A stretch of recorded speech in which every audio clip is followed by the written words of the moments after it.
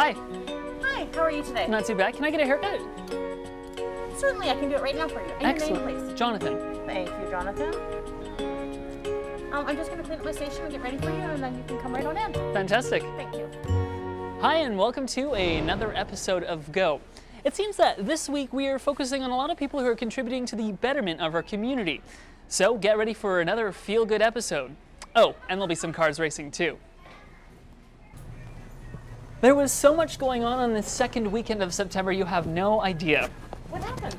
Well, early Saturday morning, bicyclists rode the Tour De Cariboo to raise money for Big Brothers and Big Sisters.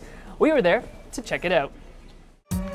And they're off, starting what is not a short 75-kilometer bike ride to raise money for Big Brothers and Big Sisters. It's the 20th year of the fundraiser, and it was Ryan Oliver who came across the line first in 2 hours, 17 minutes. Yeah, my personal best by quite a bit. It's the first time that I've ever ridden it solo, so it wasn't the most social ride out here, but I wanted to see what I could do for a fastest time and give it a shot. Truth be told, we're all winners here because the bike ride raised $40,000. Of course, it's for a great cause. It's Big Brothers and Big Sisters. I've always liked to support them, so. Stephanie Ferarri is one of those winners whose life has been deeply impacted by the organization. Well, I was matched with my big sister 18 years ago, and I have to say I definitely wouldn't be the person I am today without her. She was a huge positive influence in my life, and she still is. She's not only now influencing me, still she's involved with my children's lives. We do talk regularly and get together and do stuff, and it was an amazing experience. So many things I would have never gotten to experience without not only my sister but this program itself, and I'm really excited to give back to the program. The event then was a great success, and that's thanks to all those who worked hard this past year to make it happen. The volunteers are absolutely awesome. I get to see how much work goes into this event for 12 months of the year, and the amount of support from the community and all the volunteers and the staff at Big Brothers are just excellent. If you missed out, no problem, there will be one next year, but be careful because They're calling cycling the new golf. with Go Williams Lake, I'm Jonathan Horst. Thunder Mountain Speedway held its final championship race. Now, being the car fan that I am and new to town, this was my final opportunity to get fuel running through my veins before the season ends.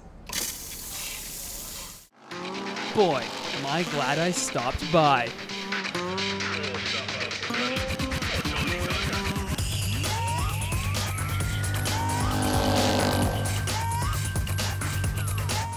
Oh, it's just the fun of getting out there and having a lot of fun. Just things to do.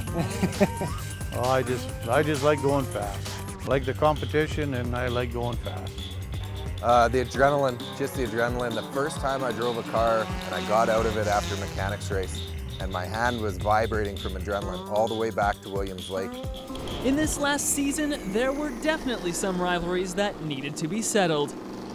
Oh, there's always that. There's always rivalries, and like two of them out there right now, they're like really close in points and everything, but you know, it's always back and forth like that. Marius Dunford and Tim Roberts have a little bit of a competition going on between them, but it was Roberts who ended up with the checkered flag.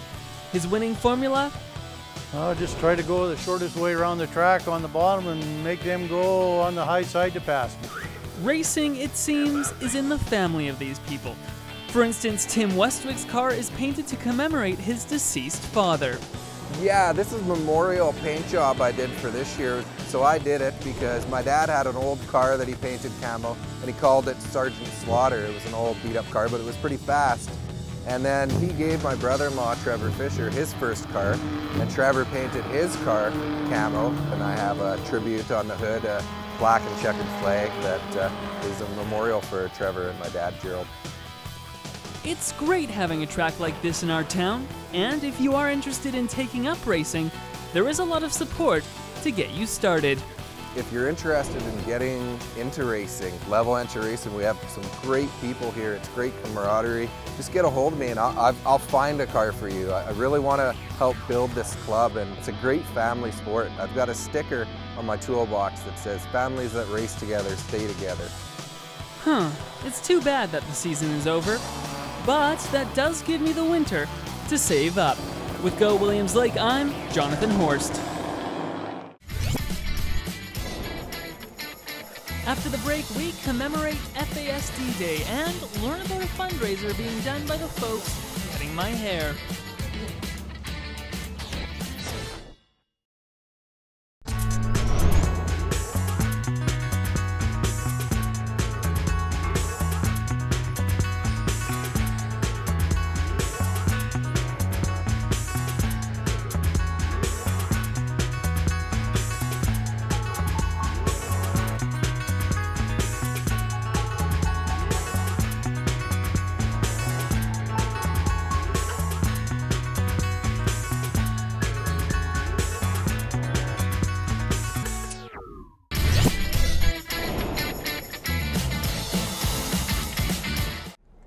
This week on Parenting 101, we're commemorating FASD Day, which was on Sunday, September 9th. Now, raising a child with FASD can make the already tough job of parenting even harder.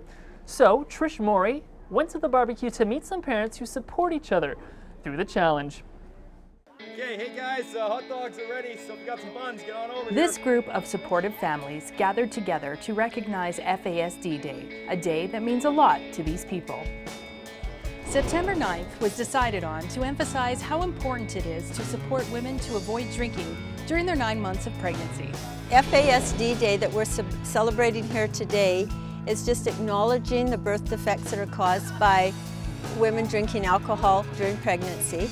FASD Day for me is an awareness for everyone else. Of course, we're living it every day, so we have a great understanding, but if we can get some people who are maybe not knowledgeable to understand that it's here. And for me, it means I can never drink again. It's a tough job raising someone with fetal alcohol syndrome disorder. Chaotic at best. Every day is different. You never know what state of mind he's going to be in when he gets in and how old he is going to be emotionally that day. You need support, you need help. It's really hard to do it alone, and parents know best for their kids, and you can learn from other parents. That's why it's so important that we get the parents together. And thankfully there are support groups in town which do just that. We have a great community. We have lots of supports. There's a lot of agencies that have a lot of combined knowledge. It gives you hope that the support group here in town is largely responsible for my sanity. It takes a lot of work. You need outside help like alcohol counselors. There's so much on offer to help parents of those with FASD. In fact, in October, the CDC is hoping to start a music program. I think it's going to be awesome because I've found so many of the kids just love music. They calm down with music. They'll really get into the rhythm of music. If you want to learn more about the support offered in the community, call the Child Development Center. For Go Williams Lake, I'm Trish Morey. Now, this woman may be just cutting my hair, but actually, through the month of September, her and her coworker are doing so much more than that. In fact, they're raising money for the community. So for the month of September, we're doing a fundraiser for the Chiwi Transition House. What is a hair salon in Walmart is now also a place where community thrives. It's an effort to get the basic necessities to women and children in the community who may need them. We chose Chiwi House versus any other sort of group because, you know, unless you're someone who maybe needs their services, you don't always know that they're there or what they might need from us as a community. And because we're both women and we've both been very lucky in our lives, we felt that it was important to give back to other women especially. So what we are looking for is everything that a woman would need to set up a whole apartment. There are many different ways you can donate, and there's even a little incentive for those who do. If you bring in 3 personal grooming products, brand new ones, you're going to get 10% off of any of our products that you see displayed at the front. And then if you bring in 2 household items, you will get 10% off of any colors or perms that you may want. And then the other one is that if you bring in 3 non-perishable grocery items, you're going to receive $1 off your haircut. And then we're also taking cash donations, which we are going to have for a prize basket, and it's valued at over $200. The pair don't know what to expect at the end of the month, but they're excited to see how the community comes together to help out a great cause. You know, that's really hard to predict. I don't know. I mean, we're going to definitely track it, and so, you know, for us it's a real goal, and it'll be exciting to see sort of the mountain of stuff we accumulate in this little small space for them. To see how giving the community is and supporting other people, like everybody wants to help those in third world countries, but you know, charity starts at home. So that's why we picked here for at home, because you know, if you can't help those who are in your backyard, who can you help? It's good to see the community come together to support those who are in need, and it's definitely appreciated. And they were really excited, and they were very honored and flattered that we would think of them. And we thought we would do it for the whole month of September, because this is, you know, when they're starting to need, you know, more help and everything. With Go Williams Lake, I'm Jonathan Horst. So here are my non-perishable food items, and I get my $1 discount on my haircut. Thank you. The ladies will appreciate your kind, generous donation.